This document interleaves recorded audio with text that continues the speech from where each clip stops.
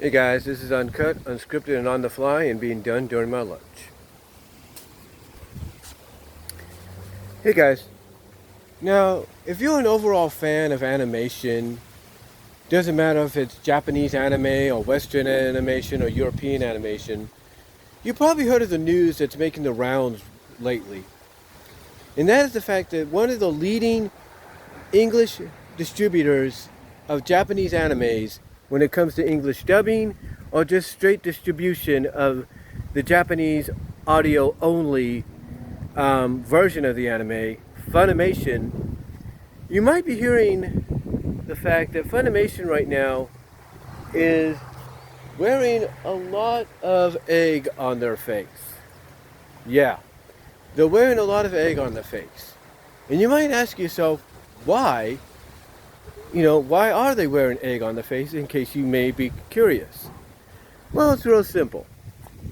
Like I said, if you are a fan of animation of all kinds, anime, Japanese anime included, then you've obviously heard of the fact that FUNimation thought they were doing the right thing when they were bringing over the Japanese anime based on the Japanese manga, Interspecies Reviewers. And unfortunately, that wasn't the case. And what I mean by unfortunately is because of the fact that, well, they didn't know that the anime they were bringing over was basically a softcore hentai. Yeah, they had no idea that the anime they were bringing over was basically a softcore hentai. Why? Because basically the plot of it goes like this.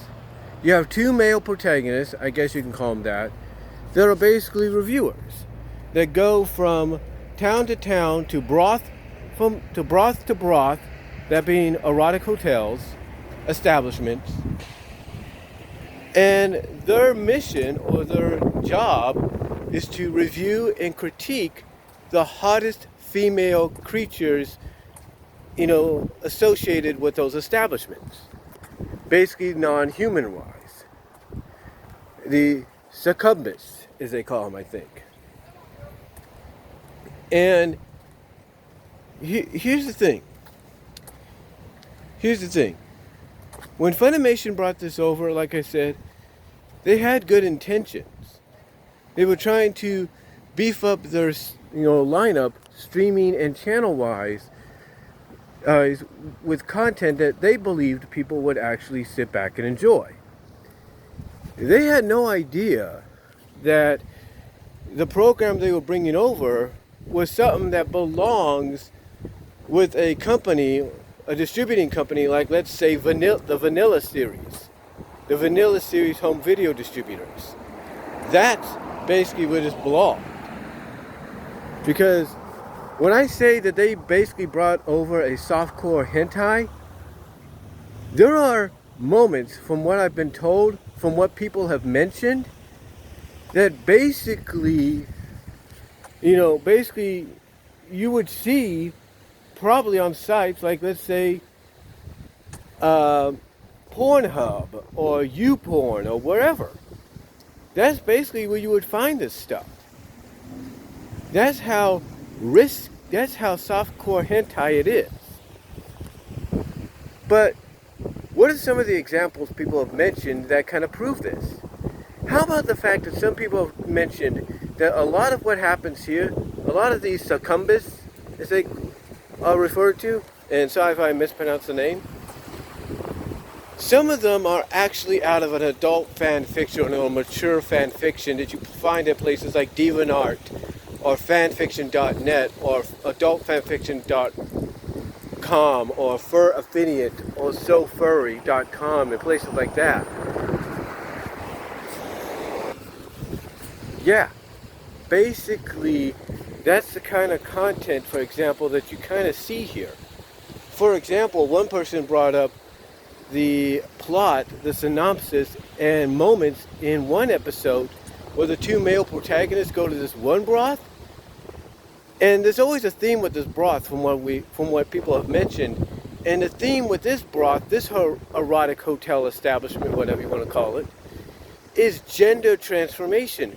So when our two male protagonists go in there, they enter it as males, but they go completely inside and turn into females.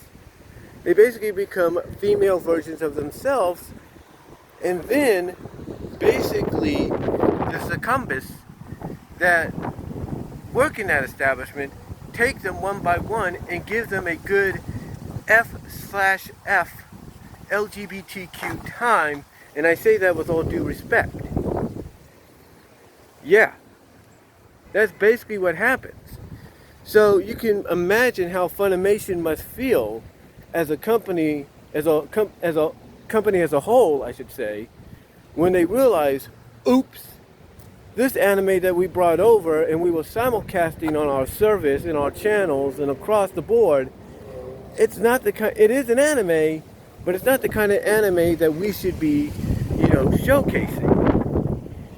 I mean, basically, I think, what was it? Clownfish TV and Malunimus both said the same thing, that Funimation acknowledged, and a lot of media outlets that cover companies like Funimation and anime basically acknowledged that Funimation found Interspecies Reviewers too spicy for their liking, or basically too spicy for what is in accordance of what they showcase. So, yeah, Funimation really has a lot of egg on their face that they need to wipe off. Now, apparently by the third or fourth episode, they did pull it because they realized, or somebody there realized, oh, wait a minute. This is not a regular anime or adult anime. This is pretty much a softcore hentai. So they had to pull it. And guess what? Yes, Funimation has to live with the fact that the reputation they once had as being one of the best most recognized English distributors and dubbers of Japanese anime out there is kind of been tarnished a little bit, or now brought into question. They could at least relax, realizing they're not alone. Because apparently all the other anime services out there, channels as well, also realized the mistake they were making, including TV Tokyo, that was, from what I understand, broadcasting this anime in the middle of the afternoon during after school hours. So yeah, they pretty much realized the mistake they made, and they pulled it as well. Basically the word going around is this anime is being banned from being seen on television or being seen anywhere. That's not necessarily true, because some people have pointed out that the adult sites like the one I mentioned, or like the two I've mentioned, are one, if not two of the places you can find them. Yeah. So, I don't know what Funimation, I don't know who made the call to get this anime brought over and distributed and dubbed and all that. But all I can say is, Funimation, you got a lot of work to do to kind of repair your reputation, that once great reputation you had, because now pretty much it's being brought into question of whether or not anybody from the land of the rising sun, and I say that with all due respect, can trust you with distributing their product, correctly. And it's not just going to be them, it's going to be people here in the good old US of A. It's going to be people across the board in Europe and other parts of the world. They're going to be bringing you guys into question. And TV Tokyo, again, it also has to share the blame, because now people there in Tokyo, and people that do get TV Tokyo around the world, are going to be wondering the same thing. Can they trust this channel, this network, to distribute, anime that's not offensive, that's not basically borderline, if not straight on, softcore hentai? They gotta they gotta wonder that. They gotta question that now. So, I don't know. I mean, to find out that Funimation, the reason people are talking about Funimation and being in deep water or something going on with Funimation is because of this. It just shows you that not every company that's held in high regards, especially when it comes to anime, is going to be good or is going to have a perfect reputation or a decent reputation. Sooner or later a moment's going to happen where that reputation is going to get tarnished, and that's exactly what happened here. So I don't know, Funimation. I don't know. You're going to have a lot to do to make up for, like I said, you're going to have a lot to do to make up for what happened and basically try to rebuild your reputation. But the same could be said for TV Tokyo, because they had a decent reputation of having good animes that were for adults, for all ages, for teens, for kids. Now they as well have got to basically focus on rebuilding that trust as well, and the reputation they once had as being a decent, if not great, provider for this kind of anime, or for these kind of good anime. They're now going to have to basically going to have to rebuild their reputation as well down the line. When it comes to a lot of the viewers and the audience, because now I guarantee you people are not going to know what they're going to be tuning into when it comes to TV Tokyo and its programming, especially after school. So hopefully things turn out right for both companies, or for both places, companies, networks, channels.